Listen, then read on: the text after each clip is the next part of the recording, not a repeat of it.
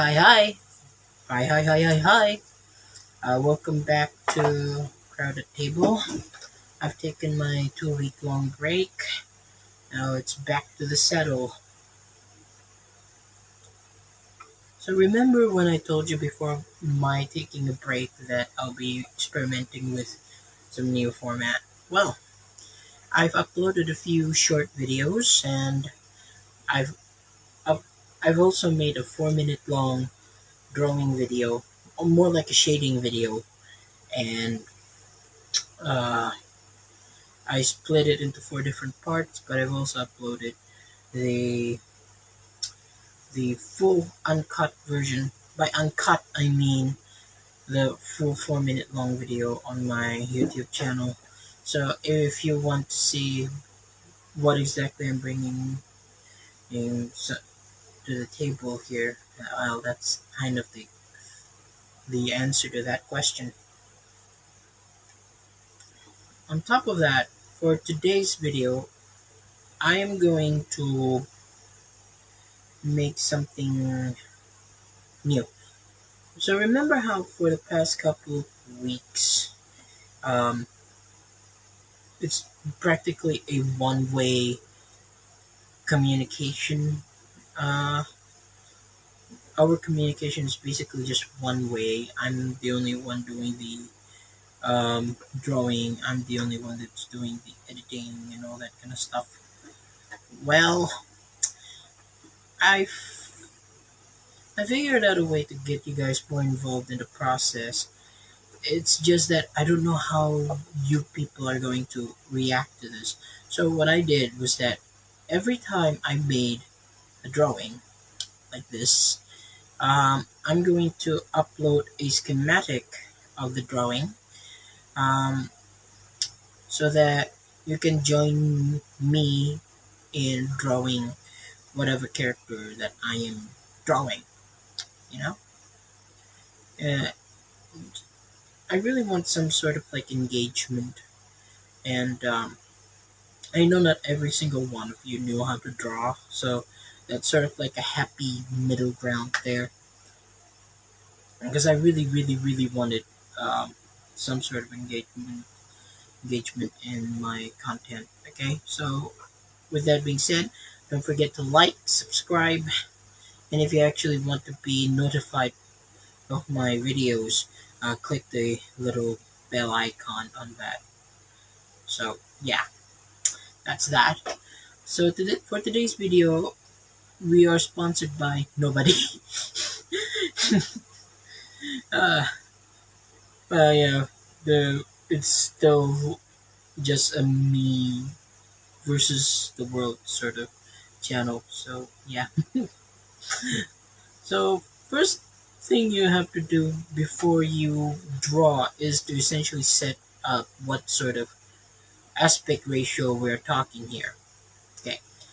One of the main reasons why I told you people to set up in aspect ratio first is that if you don't set up your aspect ratio, you're going to overdraw, and that's incredibly tiring. And sometimes the level of detail that you put into the drawing is not gonna combine well with the overall aesthetic of the drawing. You don't overdraw, you don't feel tired. That's why you need to have kind of like a framing device. So for today's framing device, I'm going to use a ruler. Oh yeah, by the way, um, before I stop, you only need really two things here, uh, maybe three. Obviously, a pencil, a mechanical pencil would do. I'm trying to make my setup, you know, not the most expensive thing you can buy. Like, you still need a lot of supply of it, but I'm trying to make it kind of affordable. You don't need to purchase any sort of like the blackest black paint you can ever have, or whatever the hell. So just a simple high polymer lead like this. Just a simple high polymer lead. Okay. and a mechanical pencil like this, and a ruler. It doesn't need to be this long. It just need to be long enough to cover a significant part of your A4 paper or whatever paper you're choosing to use. I use A4 paper because it's much easier to obtain. So we're going to set up the aspect ratio here. So buckle up. Okay, so I'm going to start from the top. Okay, I hope you guys are following along. Like this. I'm of the belief that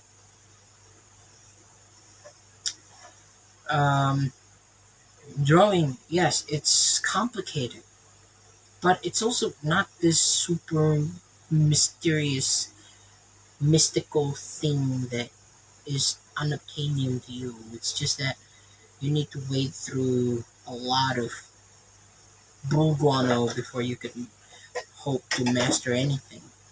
Like, you're not okay, so if you're drawing for the first time and this is your first week drawing, you're not gonna be able to draw a person, you know? You just set a. I'm essentially telling you to set some proper, like, a realistic boundary so that you're not so disappointed by the end result, um, to the point where you feel disheartened and you don't want to do drawings ever again. Yeah. So we've already set up the aspect ratio. So the aspect ratio is going to be like this.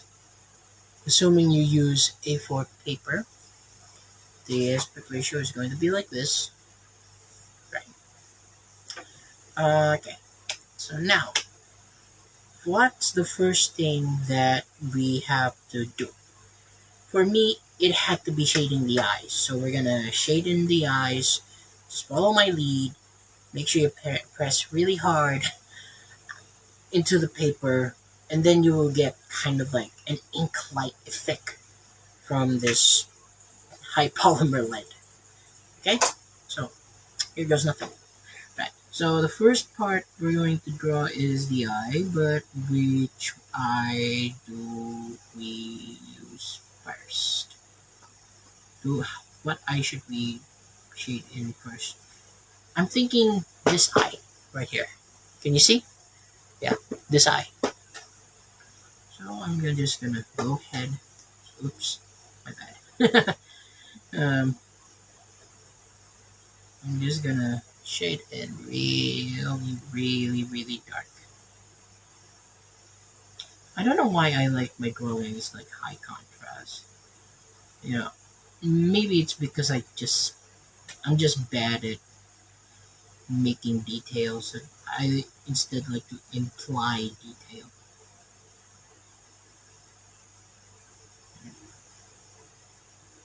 I got my start drawing cartoons back in 2011 while I was bored, and you know I was smitten by Fairly Odd Parents and Tough Puppy was premiering around the same time.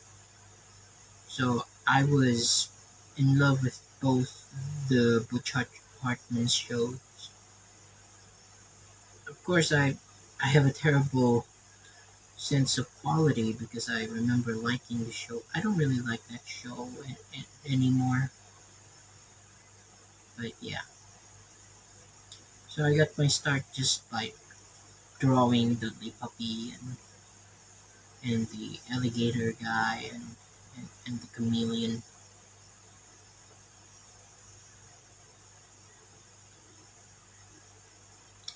The fun thing about drawing in black and white is that you can draw in binaries. What I meant by that was that details, yes, they matter, but it doesn't quite matter much when you put if you have to worry about the colors and all that. You don't need to worry much about the colors because fundamentally the way we shade people's eyes It doesn't matter if your eyes are blue, if your eyes are, you know, dark brown or brown but hitting like lights on it. We're gonna do the same thing. And that being these eyes right here are just going to come are going to consistently look like that, you know? Doesn't matter if you have green eyes, doesn't matter if you have brown eyes that are, you know, being lit by a super intense ray, it's gonna look like that. And that's more than enough for you to gonna go and imply detail. Mhm.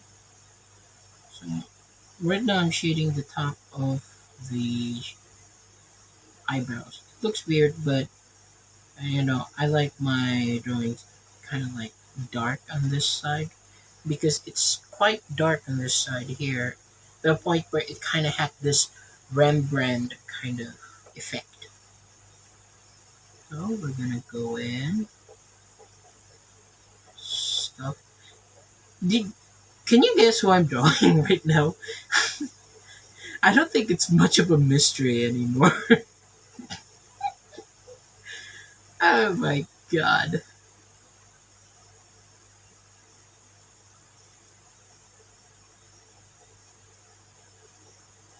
But yeah, this is who I'm drawing. Ah, oh well.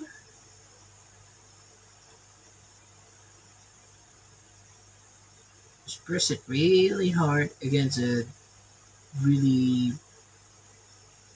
smooth yet sturdy surface.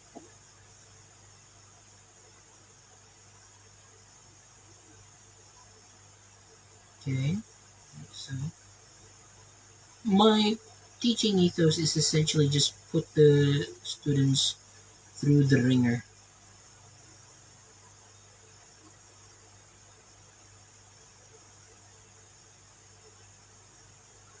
Not necessarily I want them to kind of like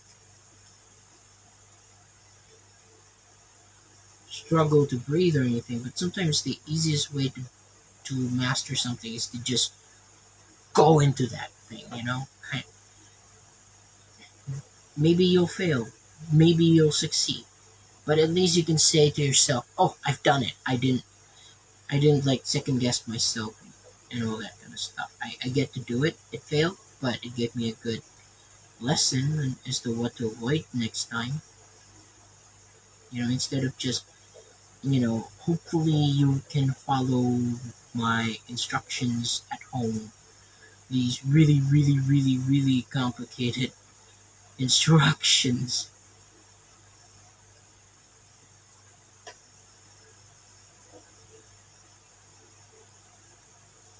I really want to demystify this entire process because uh, I've seen a lot of comments like, "Oh my God, I can't believe you were able to do that kind of amount of work quite a long in quite a short amount of time with just those kinds of setup." And I was like, "Yeah, but the thing is, you need to declutter everything. Just make everything as simple as you possibly can."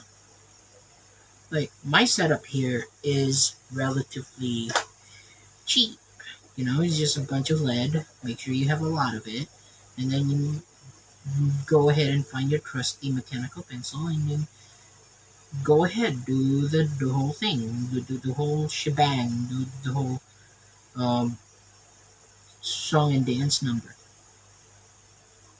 I'm not really talking much about of a, I'm not really talking much about the process because we are currently just shading in all the dark areas.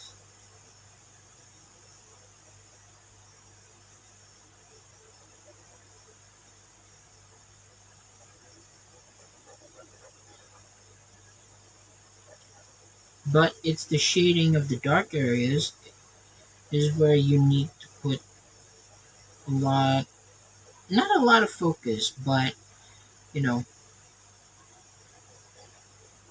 In shading the dark areas, you need to figure out, okay, which one is the light area. So essentially, what I did here is that I mapped it all out into little islands. So you see this island here? You'll see why it's important later. It really didn't doesn't matter what kind of setup you use, really. What kind of mechanical pencil you use or whatever it is. As long as you have a mechanical pencil that you are comfortable with and a steady supply of high polymer leads and some basic stationaries, you'll do fine. You'll get to go ahead and draw this thing with me. Not really draw, but you know, shade these things with me. Shading is one of the most underappreciated form of art. It really can help like bring some sort of life to any kind of drawing you were using. You were like creating. Blah, blah, blah, blah, blah, blah. Words, they don't come easy to me. Okay, so this area right here is going to be the lips. So we're gonna shake it in. One thing you must understand about the human lips is that if you look at the structure of the lip right here, you'll realize that our lips were never, ever, ever in a million years straight. It always had like kind of like a slight curve to it. You go ahead and you if you don't believe me, you can go ahead and look at yourself in the mirror and observe your lip. It's never just a straight line. It's got curves. Your upper lip can sometimes be much thicker than your lower lip and all that kind of stuff. So right now, what I'm gonna do is essentially shade in the lips. So what I'm gonna do here is I'm gonna shade it, but I have a specific way of shading things. I don't know if you can see this, but the main reason why I decided to do the dark spots first is because I can kind of dull the polymer leads out so that it kind of created like this cliff. It kind of looks like a needle, the top of a needle. So it's really important that you do that because it's actually a lot smoother to just do that on the dull side of the drawing. And then it will not, you still risk it being too dark. It's just that it's not going to be as dark as the dark spots in your drawings. You capiche? So I'll show you what I mean by this. Okay. So if you notice, I set up kind of like a parabola of lip here. That way I know exactly where I'm going to shade. So that parabola should be visible on the online copy of your drawings. And so we begin our process. Like so. The upper lip always feels like it's a bit longer than any other part of the lip. Okay. You see the parabola now? Yeah. Alright. So that's the upper lip done. Now we're gonna do the lower lip. I'm laughing because this is going to be difficult. Okay. So you see these little circles here? Those are what we call specular highlights. It's essentially a kind of highlight that kind of denotes just how shiny something is. Okay. We're gonna go ahead and shade around it like so.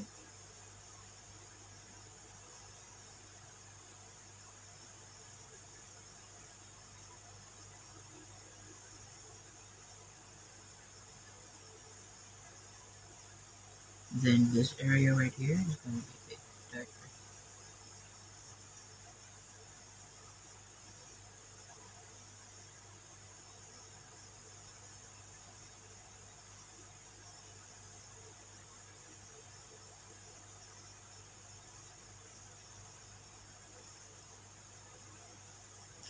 So then you go ahead and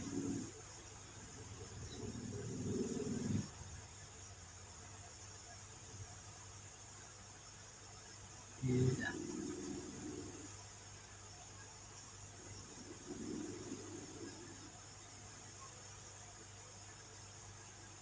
You know what? Screw it. There's a reason why I exercised this initially, but hey, it looks good on camera. Weird. It looks good on camera. It looks horrible in person, but on camera it looks fine. Huh. Ain't that some crazy stuff? Okay. Wow. Of course, the specular highlight thing is going to be irrelevant now, so, whatever. It looks good on camera. This is what I mean that drawing is kind of like a chaotic process, really. I don't think I mentioned this before, but sometimes you just have to make do with your skills and your limitations.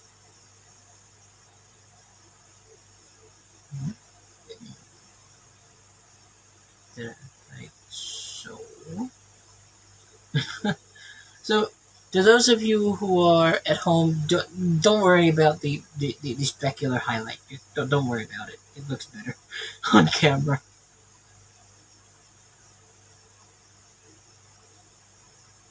You know what? I'm still going to make it a bit darker.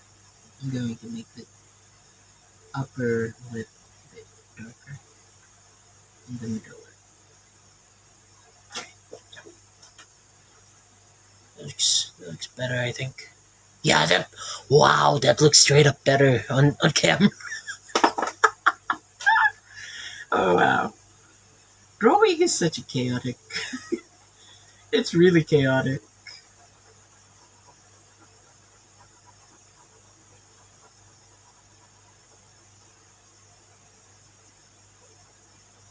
It's a really, really, really chaotic process sometimes. Sometimes you get into a solution that's better than the problem that you're trying to solve. Okay.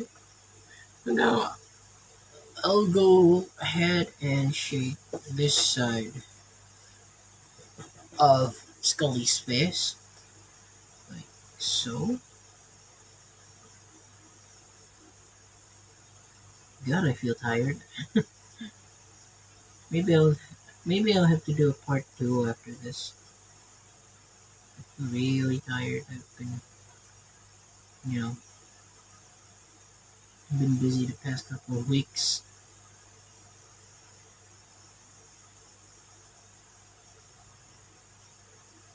Mhm.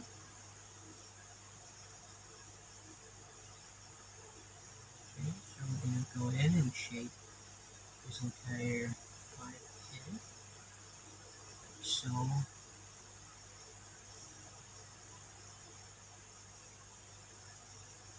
do I really have to explain what I'm doing right now?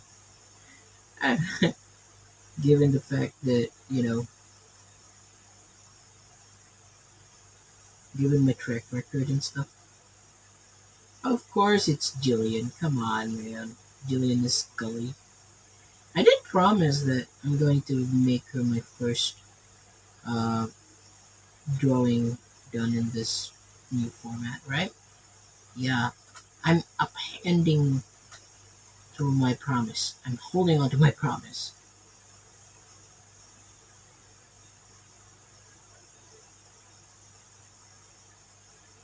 So, you're wondering why her one eye is a bit smaller than the other eye? It's because, her one eye is like she's squinting, and her other eye is just not squinting. So yeah, that's why it looks this eye looks a bit bigger than the other eye. Okay, we're gonna come into that and then go ahead and shape in this area here. This is going to denote where the thickness of the eyebrows are. Okay, and then we're gonna shape this higher part in like so. Just hoping my stupidity doesn't ruin anything. Okay, and then we're gonna create kind of like an eye bag sort of thing. Because again, she's squinting in the other eye. So like this.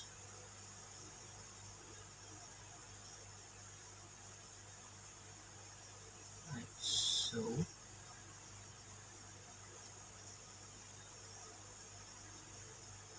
And then I'm gonna shape in her eyes. So it doesn't look like it had detail. Do not mess with this area here because this is going to be the glint of the eye. Like this one right here. Yeah, this area here is the part where the eye, this left eye is going to be glinting in. Yeah, like that.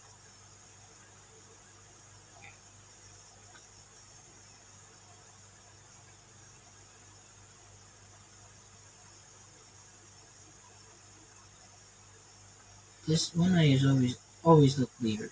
So don't worry about that. Just show them the reference photo and you'll understand why it looks weird. Okay. And then this area here, I want to denote more mass to the eyebrows. So I'm just gonna do that. I'm gonna do exactly that. So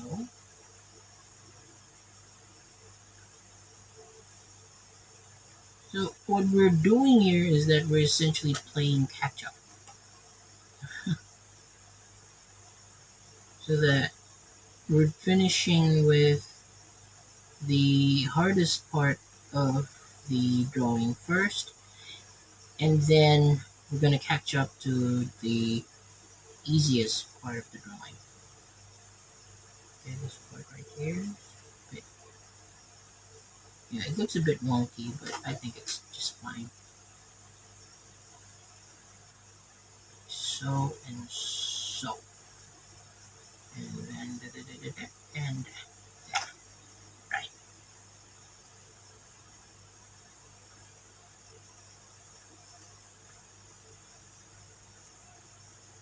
So we're gonna come into the hard part now. Oh wait, I forgot this part. This part right here. This is the chin. So we're gonna go ahead and shape in the chin like so. Can you see this? Yeah, it looks a bit wonky. It's fine. Humans have really wonky proportions as well. So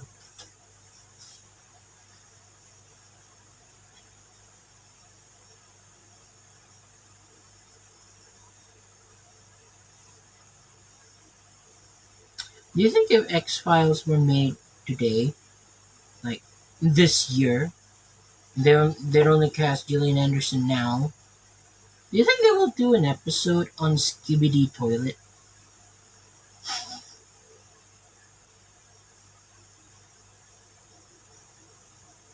I don't know how to explain this Skibidi Toilet thing to people who might be watching this.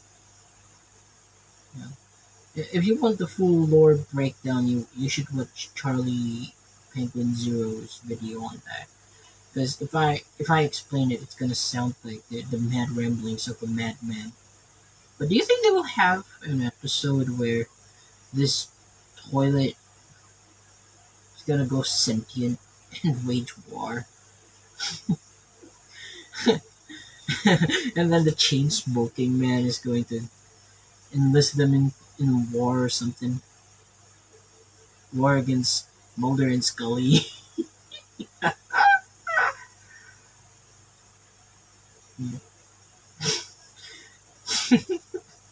I'm literally just laughing at my own stupidity. My goodness. Anyway, I've seen the first 10 episodes of X Files. Like, literally the first 10 episodes of the entire series. And I have to say, so far, I'm loving it. I know, but the most tragic part about the X Files is that I know where it's gonna end. So I'm literally just like watching a tragedy unfolding before my very eyes. Like, oh, the series had so much promise, and then it ended in the wettest fart that a person could have ever wet farted. Like, if the conclusion of your series is so shit that even Jillian refused to participate in any future uh, revival of the series, you've screwed up big time, man. 'Cause I've only watched the revival season, and even then, it was like a memory clouded by time. I remember watching it, not being particularly wowed by it, and then it's just like, okay, it's not gonna stick in my mind anymore. So yeah. But then I've watched the first 10 episodes of The X Files, and I was like, yo, this is good. And I just couldn't believe that that's how it ended. To those of you who might be wondering, based on my memory at least, the series ended with the biggest reveal of all. That is, Scully's son turned out to be an alien. This is so stupid.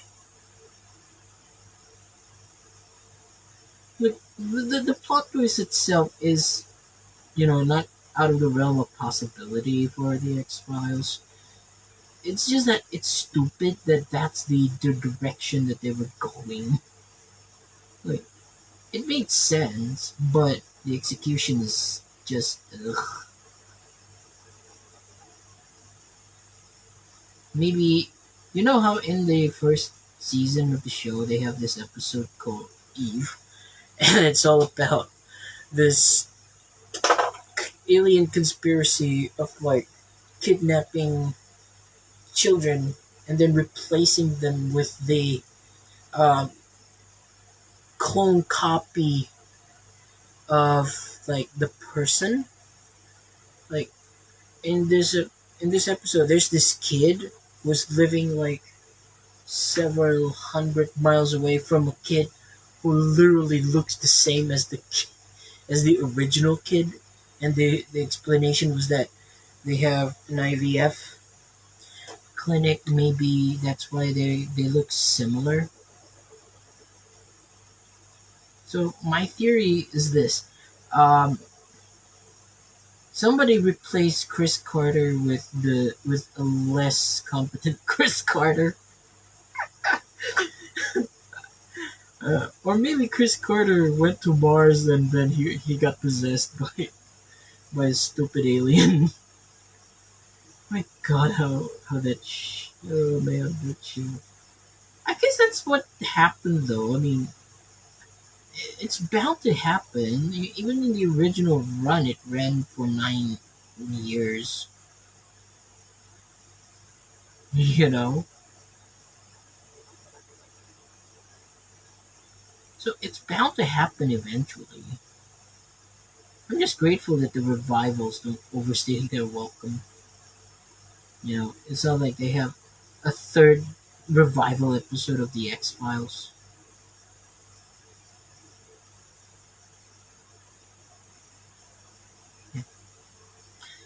Oh yeah, by the way, I have a really interesting story to tell you, so buckle up. Okay, so this concerns this one interaction I had with like somebody on Discord. Um, from like somebody on Discord, and it's not even. I don't think it was Discord. I think it was Facebook. Yeah, I I joined an X Files uh, Facebook group.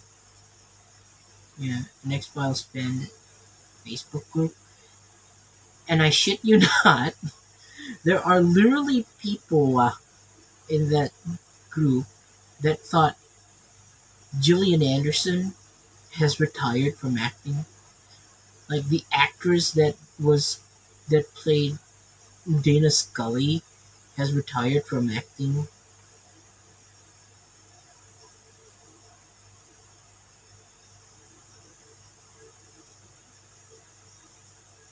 So I went and showed them. Then what about Margaret Thatcher? What about Pegasus from freaking you know from freaking Johnny English,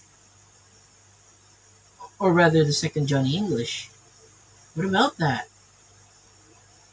They were like, wait, what? I legitimately thought she retired, and I was like, no, she's she's based in Britain. Yeah, sure, but she's not retired. I was like, oh my god. I legitimately thought she had retired from acting because because they saw this one interview where Jillian does express like some sort of desire to retire from acting altogether. I think it's from Vanity Fair or something. I don't know. And like those career timelines sort of thing, you know, or maybe they read it online. But yeah, the biggest takeaway was that Gillian Anderson had retired. And then there's a particular group of people in that fandom that genuinely doesn't believe that the Gillian Anderson of today is the same Gillian Anderson that played Scully. You see where I'm going at with this. So essentially, what happened here was that I jokingly said, "Oh, maybe somebody had an IVF or something," and the British Gillian Anderson is actually an alien clone. That the real Gillian Anderson was kidnapped or something. And they were like, they ran with it. That's one of the funniest things I've ever been part of. I can't tell you what the I can't tell you what the back what the response was because I I don't know. I don't know what exactly is going to happen with this. But I jokingly said, "Oh, maybe it's because the real Jillian was like hovering somewhere in the spacecraft, in an alien spacecraft, and that this Jillian was a replacement from like an IVF or something." And they ran with it. It's too funny.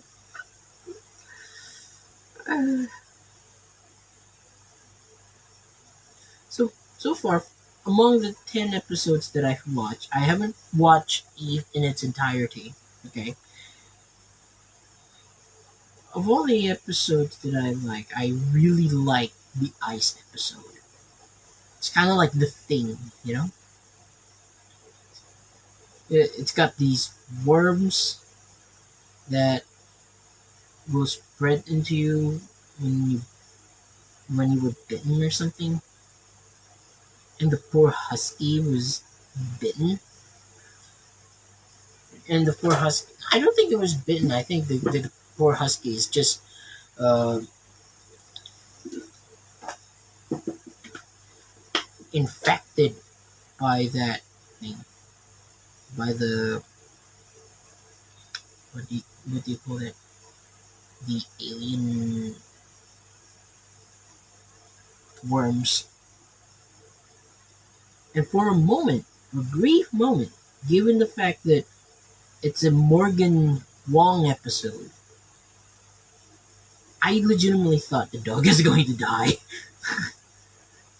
Like, these are the same writing duo that wrote the Squeeze episode, with the Tooms guy, the guy that can, you know, squeeze through tight space and then, feed, and then they ended up feeding on the liver of living people.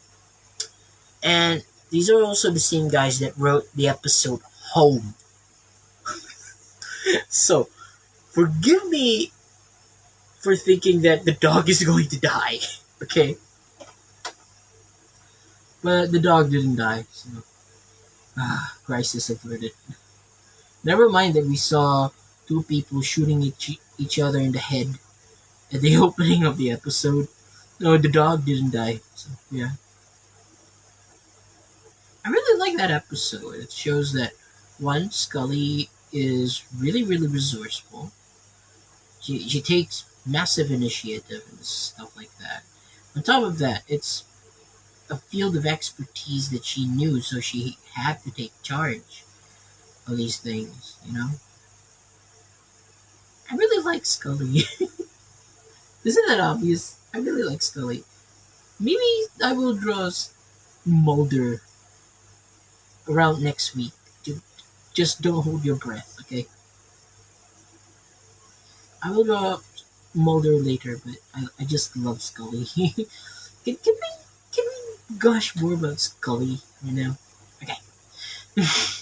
So in the first episode, the pilot episode, where where they went to, I don't know, some Michigan, I think is the place. Yeah, and to investigate this case where some people, where people from a graduating class was getting killed off one by one, and then it had this like little, they have like little spots at their backs, kind of look like boils. Yeah, so it turns out that the reason why there's the killings is because the kid who the paralyzed kid who was the sheriff's kid was um was possessed by like was possessed and controlled by aliens, and that he's the one that's doing all the killing. So there's this one moment in the episode where they just returned home. Scully was about, not home, but they stayed at a cabin, and Scully was just about to take a bath, and then she noticed that the same spots were growing uh, on the lower half of her back, and then Mul- and then she went to Mulder's cabin, and she was scared shitless by this boil, and Mulder checks in on her back, and it was like, "Oh, you're fine. It's just mosquito bites." And she was so relieved that she ended up just embracing Mulder. I don't love that moment. Oh man, that was adorable. I love that moment. I love it.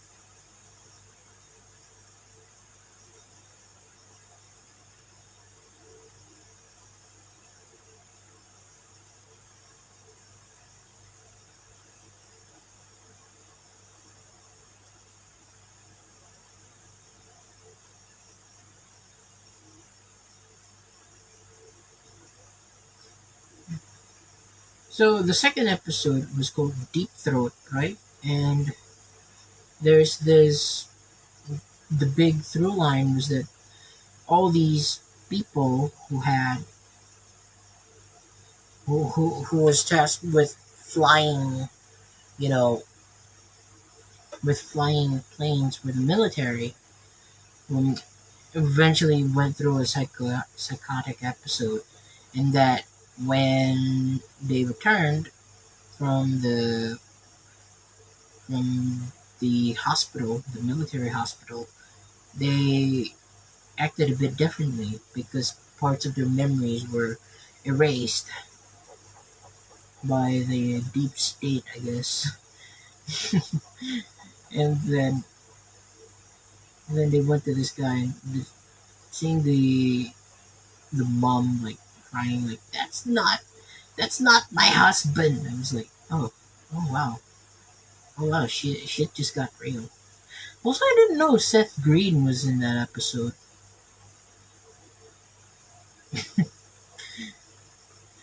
I sound like I sound as if like I should know this, but I don't, so I don't really care much. It's just weird seeing Seth Green interacting with, David Duchovny and Gillian Anderson. It's just weird. Uh, fun fun fact, actually, not so fun fact. Um, I think Seth Green is younger than Gillian Anderson. I think. Don't quote me on this. And he looks significantly older than Gillian. Not that I'm shaming the guy, but it's just it's an interesting contrast. That's all I have to say about that.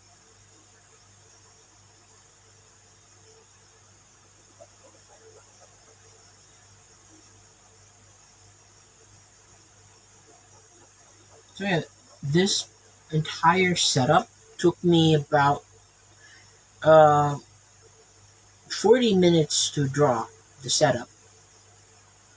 And usually, if my setup is much longer than my drawing time, that meant that the drawing is relatively easy. It's just that the setting up is difficult. With a simple setup like this, it's gonna take up a long, long, long, long, long time because you have more areas to work with. So if you are an aspiring artist and you want to do setups, find a proper balance between the setup, between you essentially have to play Russian roulette. Do you want to work on this longer on the setup so that you have less time shading, or you can go and spend less time on the setup and do more of the shading. So essentially, more setup, less shading, less shade, less setup, more shading, more to do. So yeah, this is essentially the more more shading, less setup sort of deal. I don't mind that. I don't mind it quite as much. It's just that, my God, it's difficult. It's much more taxing, really, to shape it in rather than drawing the setup.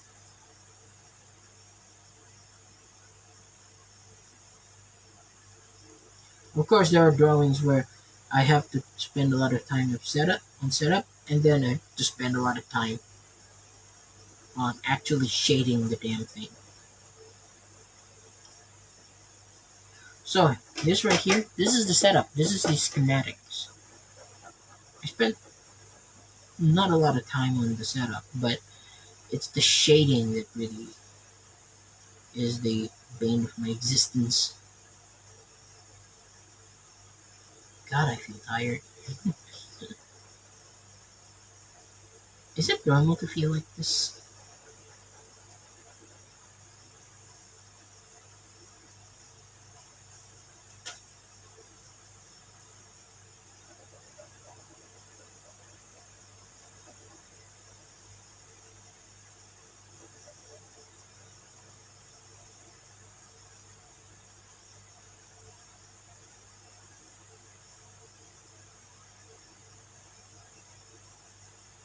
Sorry for going silent there for a moment. I'm just way too into my drawing.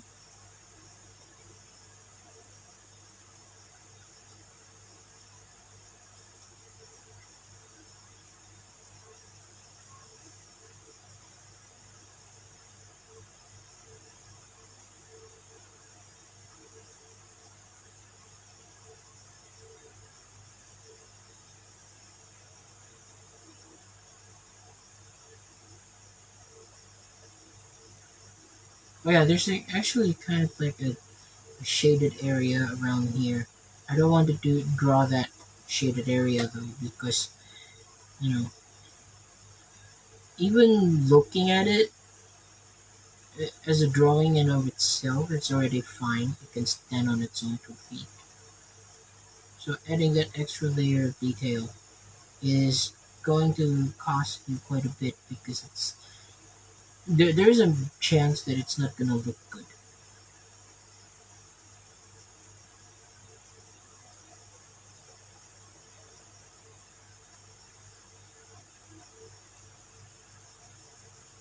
Oh yeah, back to the eyes episode. I really love that episode. So just please let me gush about that episode quite a bit. I really like that episode. I like how one they managed to capture the entire feel of the thing in one fell swoop, and I assume they don't spend as much money with it.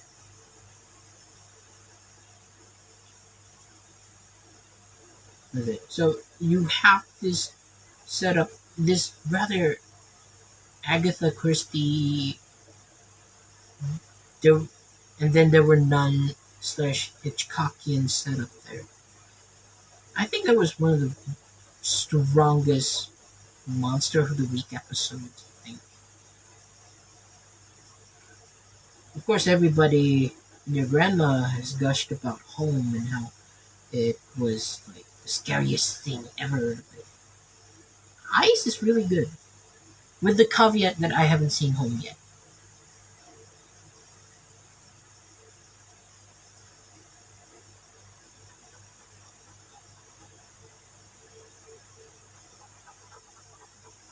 I really like the idea of like the the mirror image of Mulder and Scully being reflected in those two doctors.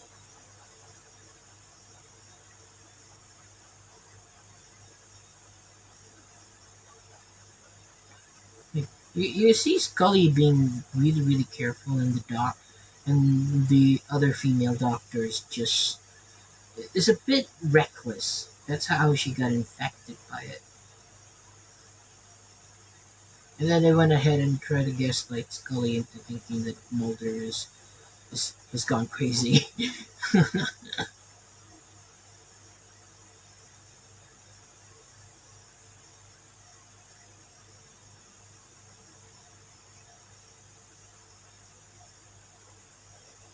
I need to watch that episode again after finishing with this drawing. It's so good. I love that episode. Besides, we still have hundreds upon hundreds of X Files episodes to go through. So the day is not gonna. I'm not gonna lose sleep over the fact that you know I won't be seeing X Files for a long time if I focus on Ice.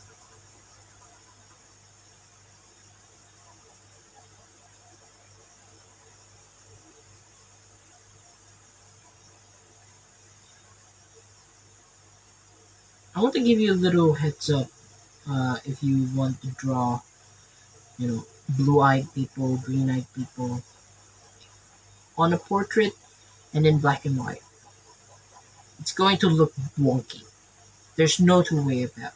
There's no two way around it. The first time you do it, it's gonna look wonky as shit. But you're gonna after a while, you're going to get a feel of it. You know? I remember early on in my drawing career, I was trying to draw Lars von Trier, and the thing about Lars von Trier and to a certain extent Werner Herzog is that their eyes were so like tiny, so tiny and folded that sometimes it just looks like they don't have eyes. So if I ever got, you know, the request for a commission to draw Werner and Lars, I would straight up say, no, I don't want to deal with the headache. Pick somebody else. I literally don't want to do it. But now times are changing. So I'm currently studying how to draw those two people. I've drawn both Lars von Trier and Werner Herzog early on. Um, Maybe I should set up a Deviant Art account so that you guys can understand exactly what I mean by this. But yeah, those two people's eyes are like my stuff of nightmares. Especially with Lars von Trier. Not only does he have like extremely slanted eyes, his eyes are also blue. So how am I going to like differentiate what is blue and what is not? How am I going to draw the the eyeballs? What detail? What detail can I extrapolate from that? What? No joke, I'd rather draw somebody wearing rimless glasses than drawing Lars von Trier and freaking Werner Herzog.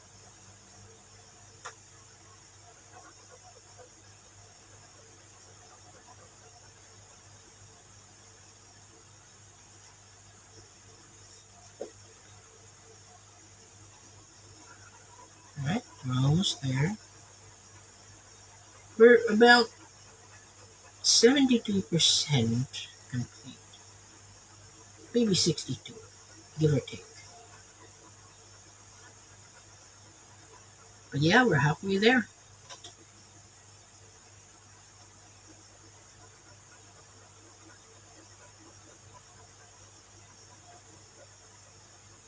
By the way, I showed my parents my um, drawing lit collection. I currently have 43. They were horrified of it. But I used it all. I plan on using it all. I just like to have as many things as possible. You know how painful it is to want run out of these leads in the middle of the night, and then you have to pick a schedule when to purchase it. It hurts. It hurts.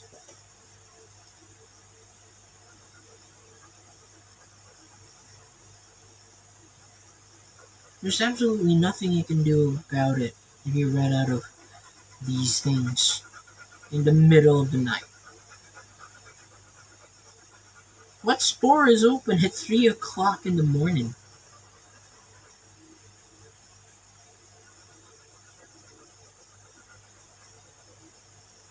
Not even 7-Eleven is going to have that thing, you know?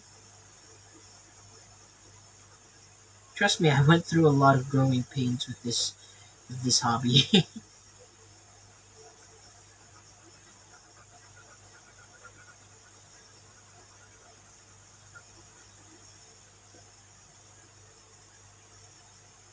Scully.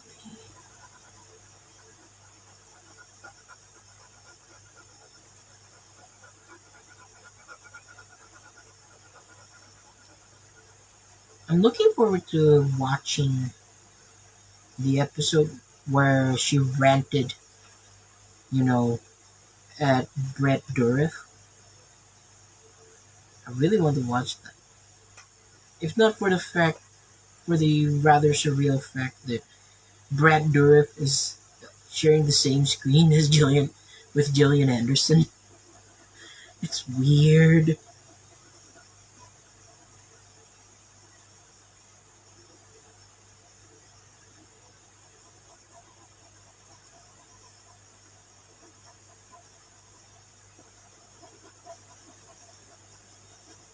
I hope you guys are following along.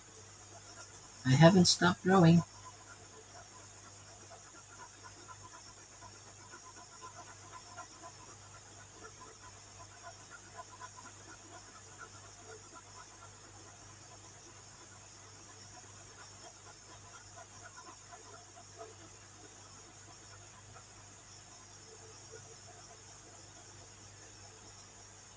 It's a bit of an insult that the X Files followed ice and then it followed up with space, which is like one of the most unintentionally funny episodes I've ever seen in my life.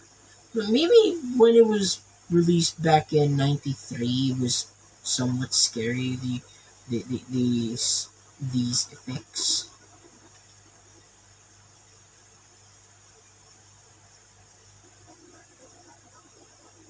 but viewing it through modern eyes, even for somebody who's like, okay, I understand the kitsch appeal of it.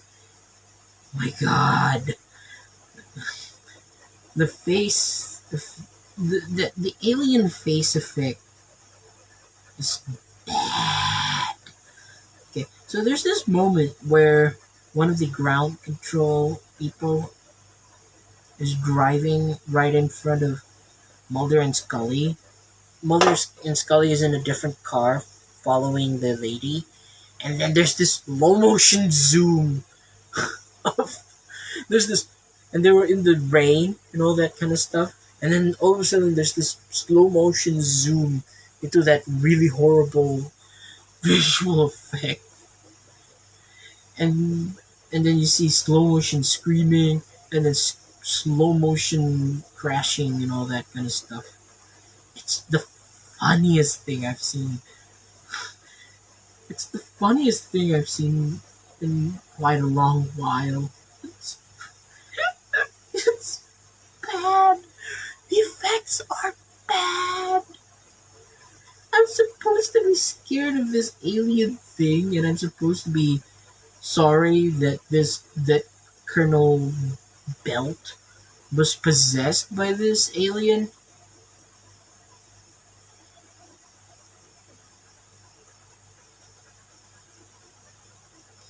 But the effect is so bad. There's this there's this entire scene dedicated to Colonel Belt like struggling with the alien, and the alien is literally flying out of the window, and we get a panning shot of the alien mist like freaking flying off around the city. That was weird. So I have to ask this question: if that face,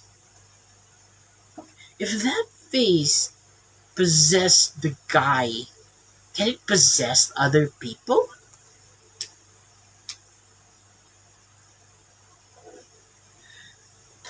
Can it possess the lady? Can it possess the mission control lady?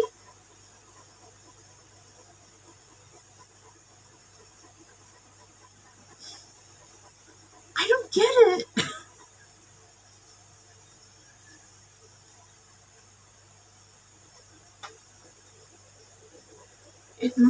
All it could do is essentially just leave Colonel Belt's body and possess the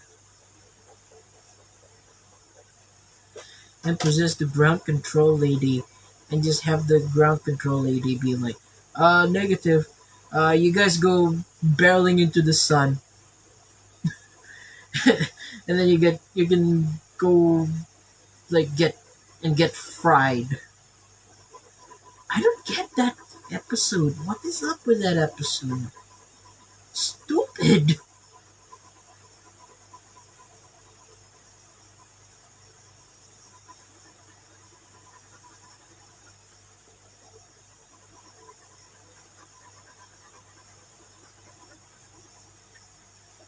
Whoa, we're halfway there.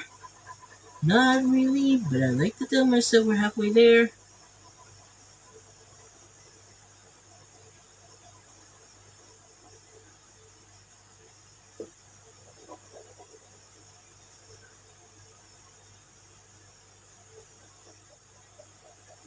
You wanna know something? I think that the alien effect is nowhere near as scary as the AI that controls bit that controls the building and is killing off people. You know, the COS, the COS episode.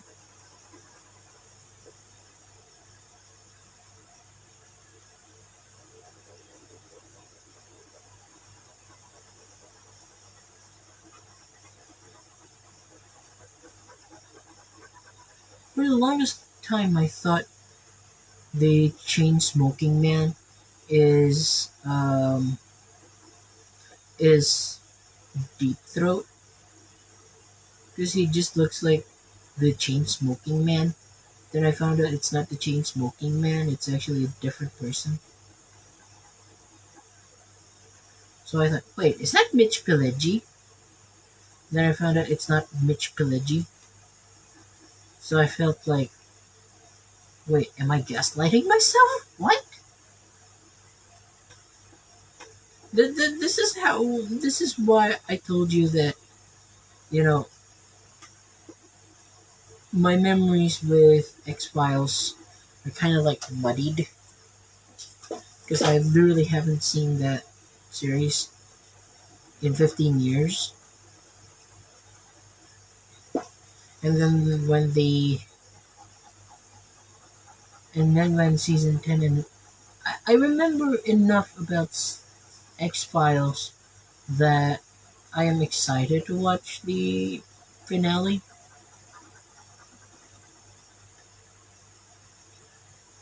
And then I got promptly disappointed by it. But I didn't like catch up on the nearly 10-year build up of lore of the X Files. I watched it as kind of a casual viewer of the X Files, and I'm still disappointed by it. Shows you that no matter what, quality is universal, and if you know you want witness something bad, you know it's bad. I haven't seen a single episode of Game of Thrones, but even I know that the final season is bad. That's not something you should like. You should need to have a lot of knowledge behind Game of Thrones to recognize that yeah, it's bad.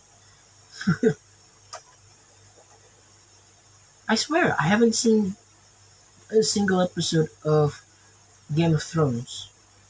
I didn't even watch the much talked about finale. I didn't bother with it. Also, I haven't watched Breaking Bad.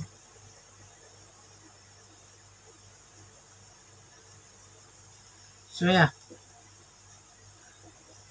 at least with Breaking Bad, people kept talking about the show and in a really positive light and how the finale is literally the most perfect thing ever. So at least I have some incentive to watch it. I just couldn't be bothered. I don't know why. Maybe in 10 years' time I'll finally watch Breaking Bad. You know, just in time for its 20th anniversary. But I really couldn't be bothered with watching the show as of now, at least. It really couldn't be bothered,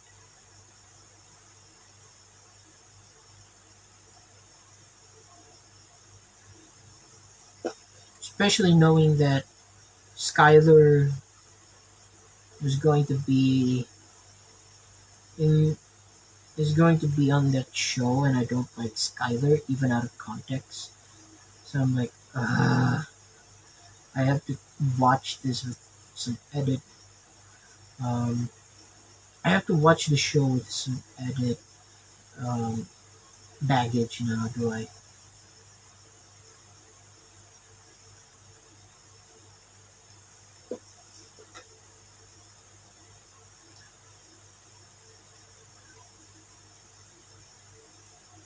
I don't watch a lot of TV, but I've watched quite a bit of movies.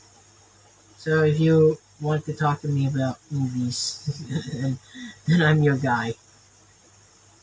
The thing is, I'm most likely going to talk about movies that was made by William Wyler. I'm not going to talk about Marvel.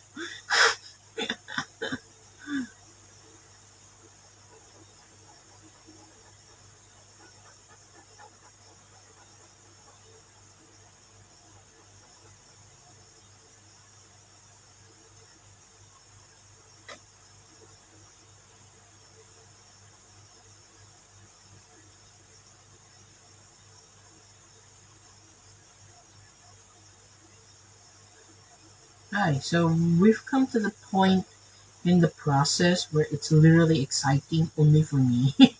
And maybe to those of you who followed through with the instruction, yeah, maybe too as well. But for any other people who watching this live stream, you're not gonna have much fun. I mean, it's nice seeing this drawing like happening in real time. Those of you who draw this along with me, not really draw, but shade this along with me, are going to be the ones that are mostly excited about this, about the prospect. Yeah, man, man. I literally couldn't picture anybody else playing Scully. Maybe it's because, Jillian is iconic at this point in her career, or that I'm just a stupid baby who grew up with the X Files. So obviously I'm gonna have a bias to it. But I literally couldn't picture anybody else playing the role of Scully. Maybe Julianne Moore, maybe even Jodie Foster, but then you might as well just call the character Clarice Starling and not Dana Scully.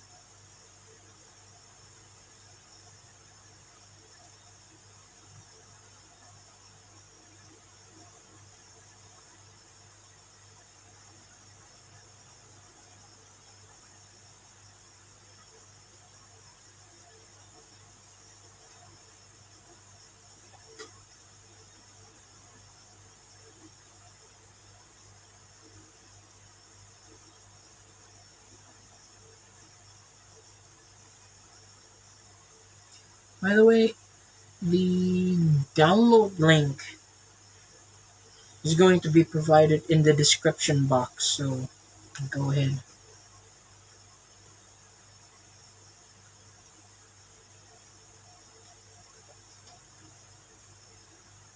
So, go ahead if you want to join in on the fun. If you're really struggling, I suggest you pause this video and, you know, watch it at your own pace. Those of you who can keep up, congratulations.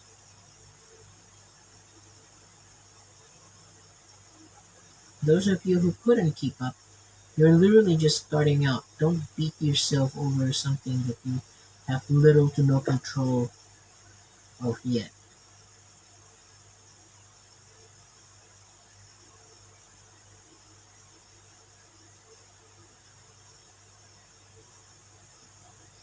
Don't punish yourself over something menial. At the end of the day, you're starting out. I'm here to kind of like help you out with that because I understand how you're feeling.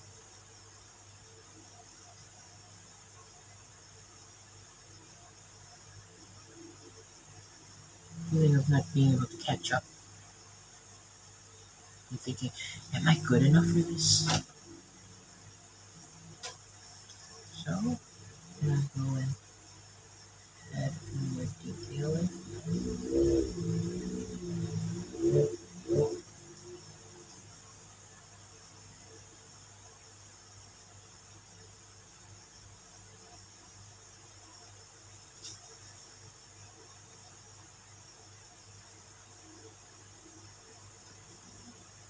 simple, isn't it? Just shade it, shade and shade accordingly.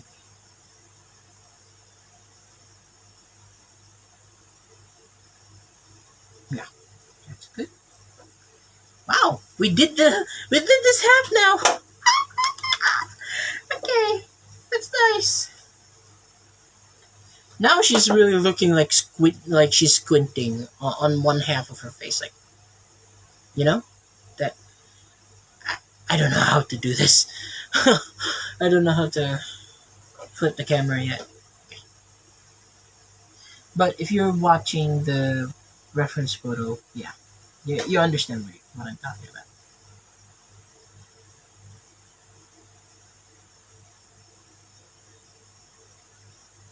There's this episode in this first season of X Files where they are on the hunt of like the Jersey Devil, and it turns out it's just a bunch of Neanderthals roaming about in the town area.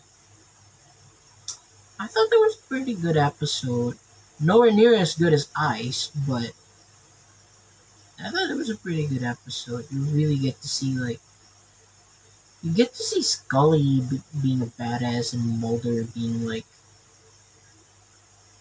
being kind of headstrong and very like charging into battle sort of thing.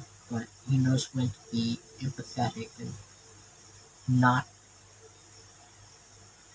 and not try to piss off anybody. Of course, the ending quip by Scully is one of the funniest things.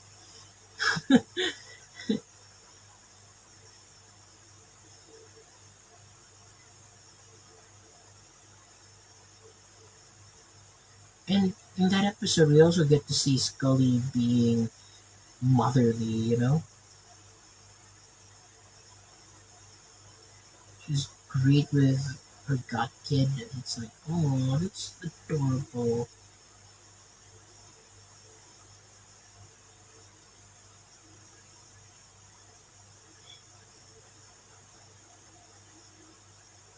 This is gonna take quite a long while to finish. All of a sudden, I'm not tired anymore. This is way too funny to think. Like earlier in the process, I'm like, oh my god, I feel so sleepy. I just want to sleep. And now all of a sudden, I have the energy of like doing this. I guess I just love doing this. I guess because this is genuinely exciting stuff for me.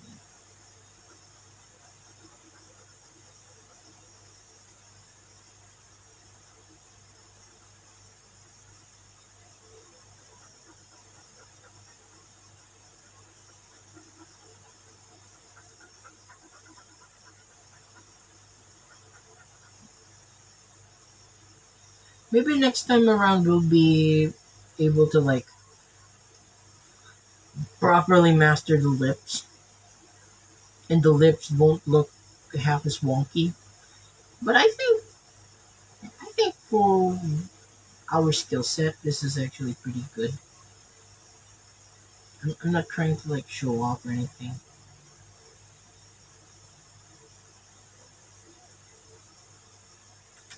It's just that I really want to show that drawing is kind of a it's not an exact science. There are where there are literally times where you literally have to improvise your way out of a problem. Like say shading a wonky lip. How do you do that? We'll just minimize the detail. You don't need to put detail. You don't need to put a lot of like emphasis on the detail. If you couldn't get the detail, just enough of a general shape will do. Kind of like what happened with Scully's lips here.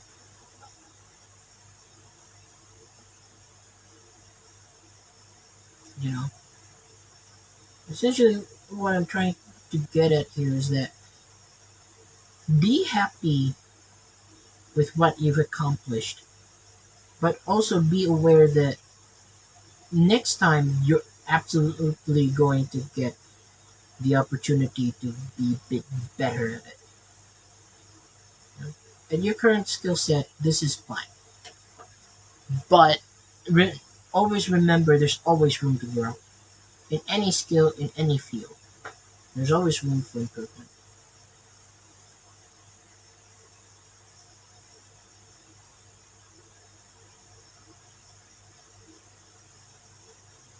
If you're just starting out drawing and your drawings don't look like the thing that you want to draw, that's fine. That's called natural.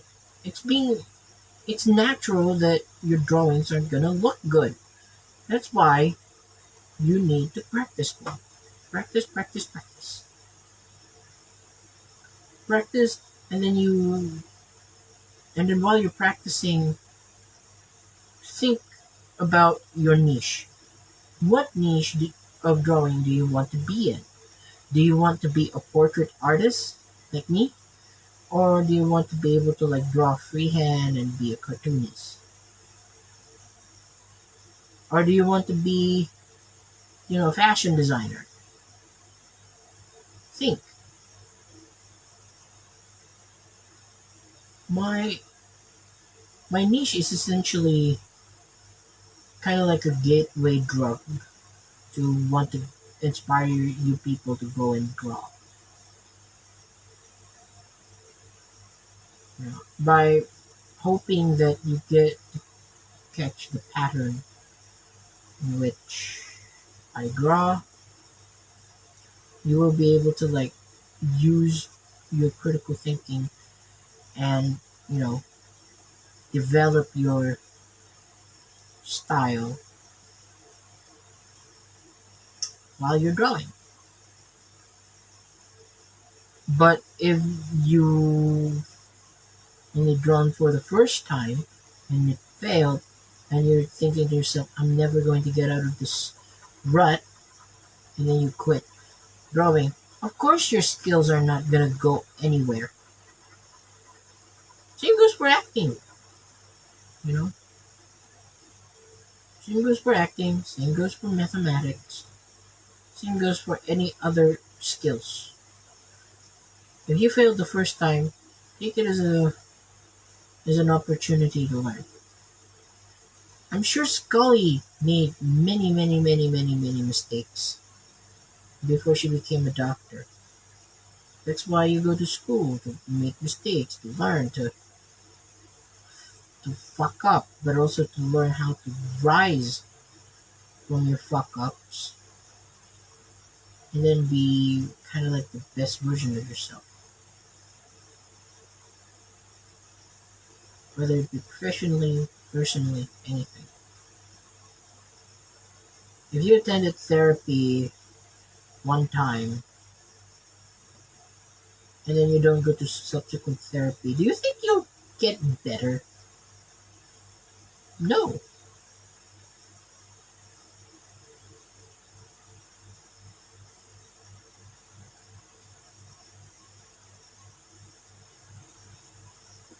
That's sort of the train of thought here. How do you know you're bad and good at something if you've never done it before and you don't plan on doing it because the first time you did it, you don't want to do it anymore? That's what makes this fun, the mistakes and learning how to grow from it. Like say, okay, this flip right here, it looks wonky, but there's always opportunity to learn more. It's just that at my current skill set, that's the best lip that I can draw. Don't punish yourself over things you have no control yet. You understand what I'm getting at? Okay,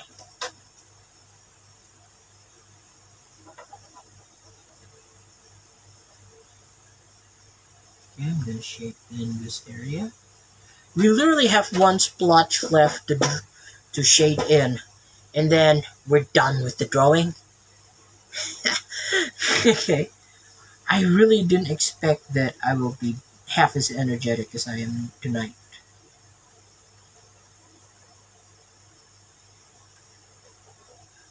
Either the link is going to be in the description or the link is going to be in the comment section. Maybe I'll do both. Maybe.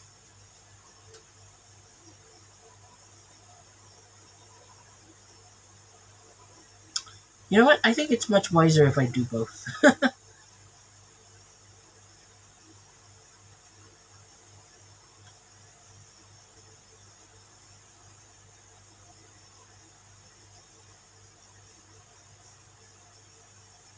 Okay, like so.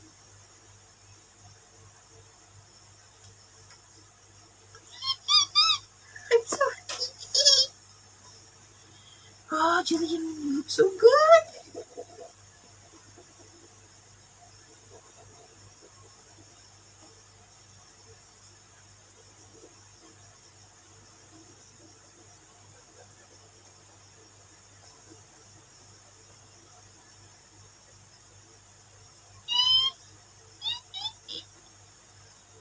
Next time I'm gonna draw the other Jillian. Jillian Gilbert. Oh man.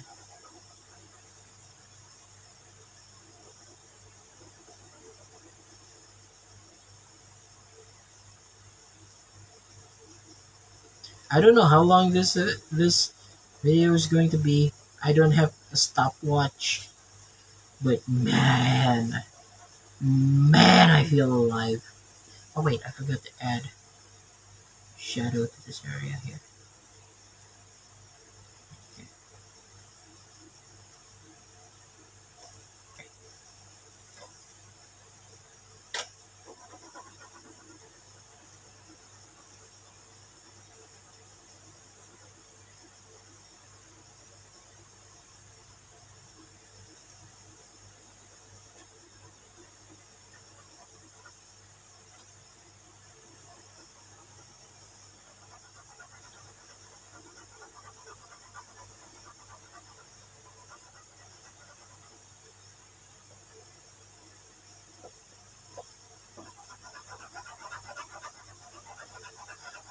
I forgot what date it is today, and I don't have my calendar here.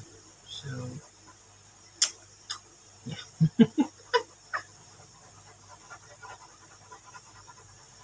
Oh man, we're almost done.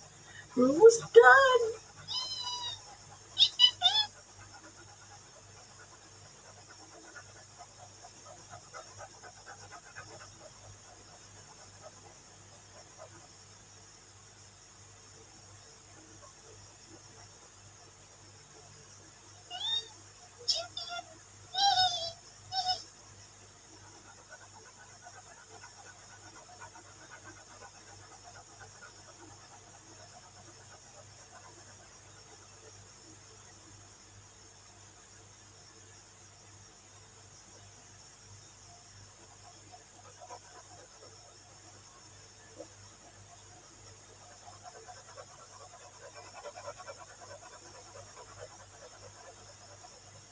If any of you can shade the lips better than me, please share how you do that because I really want to know. It's not a one-way communication here. I really want there to be kind of a two-way communication.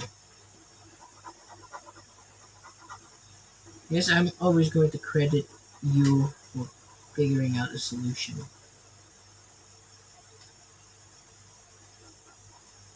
That's kind of what an entire semester of my college year is all about. Like citing and giving proper credit to proper sources.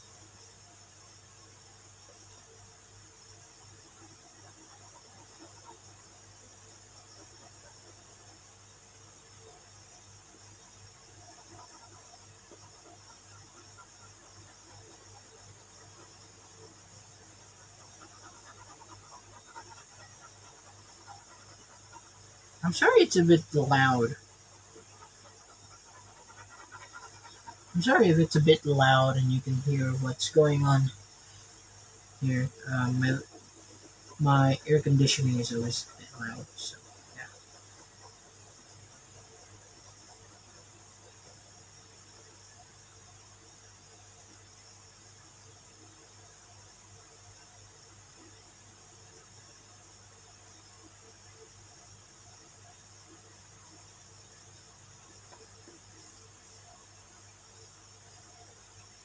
I'm gonna add a darker shade on here,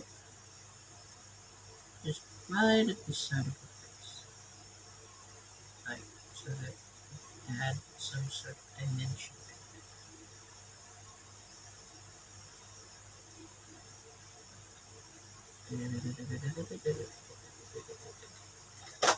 Okay.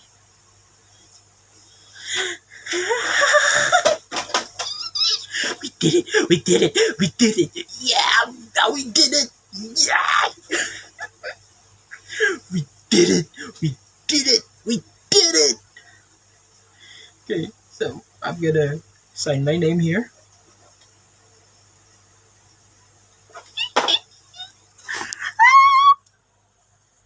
Yay! We did it! We did it! We did it! Alright, so that will be all from me for now. I'll see you guys next week.